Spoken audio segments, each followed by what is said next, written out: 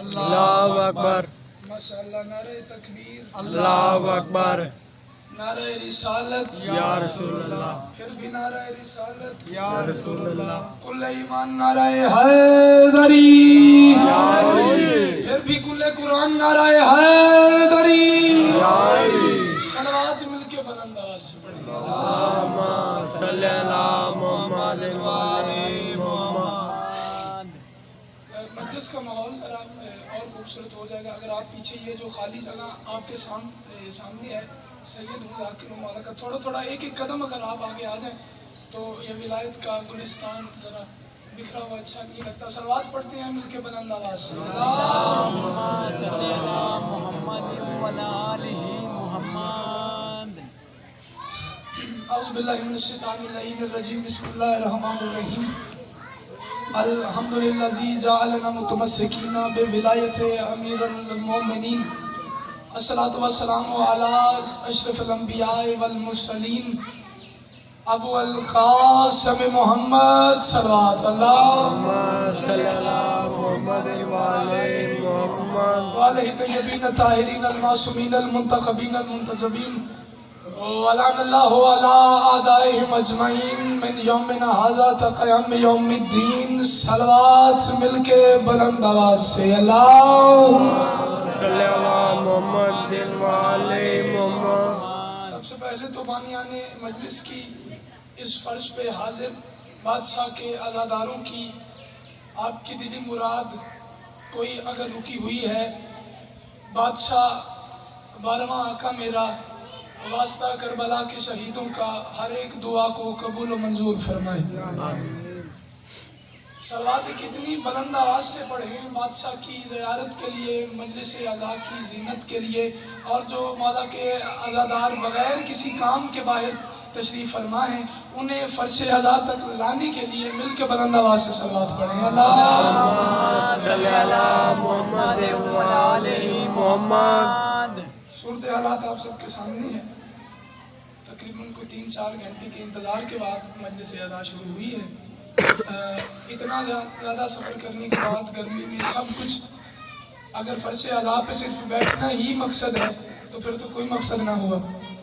آپ میں سے جو عزادار جتنی دور سے آیا بادشاہ حسین اسے اس کی نیت کے مطابق اجر عطا فرمائے۔ تھوڑا تھوڑا بولیں گے تو ذرا ماحول اچھا ہو جائے گا، مجلس عزا پڑھنے کا میرا بھی دل کرے گا، آپ کا بھی سننے کو دل کرے گا۔ اور یہ ذکر تو پھر ویسے ہی معجزہ ہے، میں منت کسی کی بھی نہیں کروں گا۔ اگر بادشاہ کے ذکر میں طاقت ہوئی تو پھر دیواریں بھی علی علی بولیں گی۔ جس بندے کو اس بات کا 100% یقین ہے کہ بادشاہ کائنات کے خالق اللہ نے، بات شروع ہو گئی جی، کائنات کے خالق اللہ نے محمد مصطفیٰ کی اکلوتی بیٹی کے کہنے پر ہم سب کی آنکھیں خاک شفا اور دل غدیر کی مٹی سے بنائے ہیں۔ وہ بندے تو چپ نہیں ہوں گے۔ میں پہلا مصرع تلاوت کرتا ہوں۔ بادشاہ نے قلم ادا کیا ہے، 4-5 سال ہو گئے میں قلم خامہ فرسائی کر رہا ہوں۔ بادشاہ کے ڈھیر سارے ذاکرین ہیں جو میرا کلام پڑھ رہے ہیں۔ بادشاہ نے مہر لگائی ہے تو یہ کلام منبر تک پہنچا ہے۔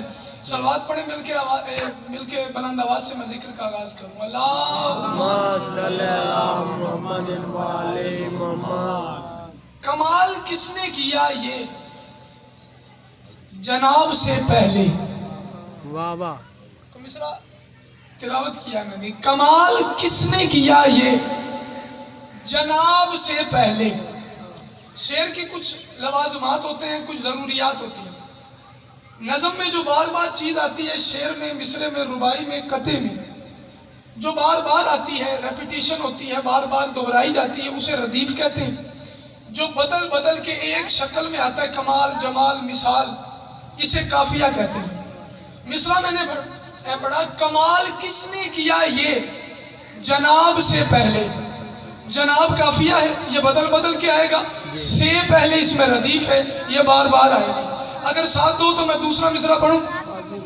کمال کس نے کیا، بادشاہ علی کے اس فرمان نے میرے اندر میرے چھوٹے سے دل کو اتنا بڑا کر دیا ہے۔ بادشاہ علی نے فرمایا تھا ہمیں ماننے والا ان پڑھ ہو سکتا ہے، جاہل نہیں ہو سکتا۔ ماشاءاللہ ہمیں ماننے والا ان پڑھ ہو سکتا ہے۔ اس بات کا ثبوت دوں گا، کمال کس نے کیا یہ جناب سے پہلے، جناب کون؟ جناب امیر المومنین علی اپنے ابی طالب علیہ السلام، اگر کسی اور نے یہ کمال کیا ہو تو کوئی داد دعا ہے ہی نہیں۔ حوالہ کتاب میں حاضر ہوں، لیکن جس بندے کو ماں نے ناد علی پڑھ کے دودھ پلایا ہے اس بندے پر بولنا واجب ہو جائے گا۔ کمال کس نے کیا؟ یہ جناب سے پہلے۔ سوال بھی ہے بتاتے جواب سے پہلے۔ سبحان اللہ، کمال کس نے کیا؟ یہ جناب سے پہلے۔ سوال بھی ہے بتاتے، بلا سوال بھی ہے بتاتے۔ روم کے حاکم نے شام کے حاکم کو خط لکھا، کچھ سوالات کیے۔ روم کے حاکم نے شام کے حاکم کو، جواب اسے بھی نہیں آتے تھے۔ شام کے حاکم نے اپنا ایک قاصد تیار کیا، ایک خط لے کے جانے والا میسنجر تیار کیا، اس نے بھیجا مدینے میں۔ اب بولوں گا کتنے بندے، دیکھوں گا کتنے بندے جاگ رہے ہیں، کتنے بندے بس مجلس اعظم میں بیٹھے ہوئے ہیں۔ روم کے حاکم نے شام کے حاکم کو خط لکھا، جواب شام کے حاکم کو نہیں آتا تھا۔ اس نے وہی سوال لے کر ایک رکا دے کے، خط دے کے مدینے اس کے دروازے پہ بھیجا جس سے نبی بھی مشکل کشائی کرتے ہیں۔ اس کے در پہ بھیج دیا جس سے نبی بھی اپنی مشکل کشائی کرواتے۔ قاصد خط لے کے مدینے میں آ گیا اور مدینے کے وسط میں کھڑا ہو کے کہتا ہے کہ مجھے اس کے در پہ بھیجو جس کے مطابق میں نے رسول کی حدیث سنی ہے کہ میری دعا کے اثر کا نام علی ہے۔ لوگوں نے کہا، اگر نبی نے کہا ہے کہ میری دعا کے اثر کا نام علی ہے، اگر اس علی کے گھر جانا ہے تو محلہ بنی ہاشم پوچھ، وہاں پہ بادشاہ کا گھر پوچھ۔ چلا گیا، دستک دی، کہاں ہے بادشاہ علی؟ دو ہی ٹھکانے بادشاہ علی کے، بلکہ ایک ہی ٹھکانہ ہے میرے بادشاہ علی کا، اور وہ ہے اللہ کا گھر۔ بادشاہ علی ہر وقت مسجد میں ہی ہوتے تھے، یا میدان میں ہوتے تھے یا مسجد میں ہوتے تھے، یا میدان میں یا رن میں یا محراب میں، یا جنگ کر رہے ہوتے تھے یا بادشاہ اللہ کی عبادت کر رہے ہوتے تھے۔ اور یہ بھی جرت میرے بادشاہ علی کی ہی ہے جس نے کائنات آدمیت میں فرمایا تھا، اے اللہ میں تیری عبادت تیری جنت کے لالچ میں نہیں کرتا، اور میں تیری عبادت تیرے دوزخ کے ڈر کی وجہ سے بھی نہیں کرتا، میں تیری عبادت اس لیے کرتا ہوں کہ تو لائق عبادت ہے۔ سبحان اللہ، یا علی، بسم اللہ۔ یہ جرت بھی بادشاہ علی نے ہی کی تھی کہ بادشاہ میں تیری عبادت اس وجہ سے نہیں کرتا کہ مجھے جنت ملے گی، جنت خود ترستی ہے علی مجھ میں آئے، نہ میں دوزخ کے ڈر سے کرتا ہوں۔ دوزخ تو اللہ نے بنایا ہی میرے منکروں کو سزا دینے کے لیے ہے۔ بادشاہ کے پاس پہنچا، مسجد نبوی محراب پہ بادشاہ علی آیا، سلام کیا، بلکہ یوں کہوں شام کے قاصد نے اللہ کی سلامتی کو سلام کیا۔ بسم اللہ نے بسم اللہ کہا، آگے آیا، علیہ السلام، ہاں جی بادشاہ کچھ سوالات ہیں، میں آپ کی حکومت میں سے ہوں۔ بادشاہ علی چہرہ دیکھ کے شجرے پہچان جاتے تھے۔ شجرے پہچان جانے والے علی نے کہا، جھوٹ نہ بول، عالم بخیل نہیں ہوتا، تو مدینے سے نہیں، تو شام سے آیا ہے۔ عالم بخیل نہیں ہوتا، تو مدینے سے نہیں، تو شام سے آیا ہے۔ ایسا کر، مجھے یہ بھی پتا ہے کہ تو کس کام سے آیا ہے، میں اس وقت فرشتوں کے کچھ مسائل حل کرنے میں مصروف ہوں، وہ سامنے میرے دو بچے کھیل رہے ہیں، حسن اور حسین، کسی سے جا کے پوچھ لے، تجھے جواب نہیں دیں گے۔ سامنے میرے دو لال کھیل رہے ہیں، ان سے جا کے جواب لے لے، کسی سے پوچھ لے۔ اب یہ بندہ پوری کہانی اپنے ذہن میں سوچ رہا ہے، کہتا میں خط لکھا روم کے حاکم نے، میں خط لے کے مدینے میں شام میں آ گیا، شام کے حاکم کو خط دیا کہ اس کے جواب دے۔ اب جواب شام کے حاکم کو بھی نہیں آتے تھے، اس نے بھیج دیا مجھے مدینے بادشاہ علی کے پاس۔ اب اس نے اپنے ذہن میں سوچا کہ علی نے مجھ کو ٹال دیا ہے، یکنا شد و دو شد، اس نے کہا کہ جواب علی کو بھی نہیں آتا، ابھی اتنی بات اس نے سوچی تھی کہ میرا بڑا مولا، میرا مجتبی مولا، میرا چنا ہوا مولا، میرا حسن سے زیادہ حسین مولا بادشاہ حسن کے ہاتھ اس کے کندھے تک آئے. بادشاہ حسن نے اس کا کندھا ہلا کے کہا بندہ خدا میرے باپ کے بارے برا نہ سوچ، اگر تو جواب کہتا ہے تو جواب چھوڑ، سوال بھی میں حسن بتا دیتا ہوں. تو جواب کہتا ہے سوال بھی میں حسن بتا دوں. کہتا ہے جس گھر کے بچے ذہنوں کے ارادوں سے واقف ہوں وہ گھر علی ہی ہوتا ہے. بادشاہ حسن کے سامنے زمین دراز ہوا، بیٹھ گیا. مولا نے کہا لکھ جواب. جو روم کے حاکم نے شام کے حاکم کو خط لکھا اور سوال پوچھے وہی سوال پڑھوں گا. اور یا علی یا علی، پہلا سوال جو روم کے حاکم نے شام کے حاکم کو لکھا وہ یہ ہے کہ مشرق میں اور مغرب میں فاصلہ کتنا ہے؟ مشرق میں اور بولو نا ایک دفعہ، مشرق میں اور مغرب میں. مشرق میں چلو ٹھیک ہے نا بولو. مشرق میں میں بھی اتنی ہوں کوئی رولا. مشرق میں اور مغرب میں فاصلہ کتنا ہے؟ بادشاہ حسن نے فرمایا صلوات پڑھو مل کے بلند آواز. صلی اللہ محمد والے. مشرق میں اور مغرب میں فاصلہ کتنا ہے؟ میرے بعد انشاءاللہ آپ کو کثرت سے محسوس کریں گے. مشرق میں اور مغرب میں فاصلہ کتنا ہے؟ بادشاہ حسن نے کہا یہ سوال ہے، سوال کے نیچے مجھ حسن کا، علی کا نہیں، مجھ حسن کا جواب لکھ کہ مشرق میں جس بندوں کو علم کی بات سمجھ میں آتی ہے یار وہ بندے کم از کم اتنا بولنا کہ میں اندر سے یہاں سے دکھی ہو کے نہ جاؤں. فرمایا لکھ مشرق میں اور مغرب میں اتنا فاصلہ ہے کہ سورج ایک دن میں طے کر لیتا ہے. مشرق میں اور مغرب میں اتنا فاصلہ ہے کہ سورج بسم اللہ سورج ایک دن میں طے کر لیتا ہے.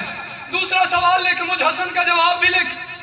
دوسرا سوال جو روم کے حاکم نے شام کے حاکم کو لکھا ہے اور اس نے تمہیں بھیجا ہے علی کے پاس اور اسے جا کے بتانا علی نے جواب نہیں دیا، علی کے بڑے بیٹے حسن نے جواب دیا ہے اور صرف جواب نہیں دیا سوال بھی بتایا ہے. دوسرا سوال اس نے یہ کیا ہے کہ زمین اور آسمان میں فاصلہ کتنا ہے؟ اگر نہ حسن مولا ہوتے تو کون یہ جواب دیتا؟ پہلا سوال مشرق سے مغرب میں فاصلہ کتنا ہے؟ ان کو بندہ ہوئے کہا کہ نہیں میں تولنا ہے، میں میچنا ہے کتنا ہوتا ہے، فیتا لے کر شروع ہو جائے صبح جتنے مڑ میچ لوے میں تو کارڈ لے جائے تو فون کر اتنا ہوتا ہے. اگر بادشاہ حسن نہ ہوتے یہ کافرین جان بوجھ کے ایسے سوال کرتے تھے. ایک بندہ گیا نا مسجد کوفہ میں اور بادشاہ سے سوالات ہو رہے تھے اور بادشاہ ایک لمحہ سوچے بغیر جواب دے رہے تھے. کبھی زمین کی بات، کبھی آسمان کی بات، کبھی فرشتوں کی بات، کبھی ملائک کی بات، کبھی قرآن کی بات، کبھی نبی کی بات، کبھی رسول کی بات، کبھی گھر کی بات، کبھی باہر کی بات، کبھی غار کی بات، کبھی یار کی بات. علی جواب دیے جا رہے تھے. بندہ سامنے سے کھڑا ہوا کہتا ہے یا علی آپ کو ڈر نہیں رہتا، آپ کو اس بات کا شک نہیں رہتا کہیں آپ بھول نہ جائیں، کہیں آپ جواب غلط نہ دے دیں. یا علی ایک لمحے کے لیے سوچ تو لیا کریں، یا علی ایک لمحے کے لیے سوچ تو لیا کریں جواب دینے سے پہلے. علی نے کہا کھڑا ہو گیا. بادشاہ نے فرمایا تیرے وجود میں کیا کیا ہے؟ کہتا سب کچھ ہے. فرمایا اللہ نے بازو کتنے دیے؟ کہتا ایک دایاں ایک بایاں. فرمایا تیرے دائیں بازو میں ہاتھ کتنے ہیں؟ کہتا بادشاہ ایک ہاتھ ہے. فرمایا ہاتھ میں انگلیاں کتنی ہیں؟ کہتا بادشاہ 5 انگلیاں ہیں. علی نے کہا شرم نہیں آتی؟ تو نے سوچا کیوں نہیں؟ تو کسی سے پوچھنے کیوں نہیں گیا؟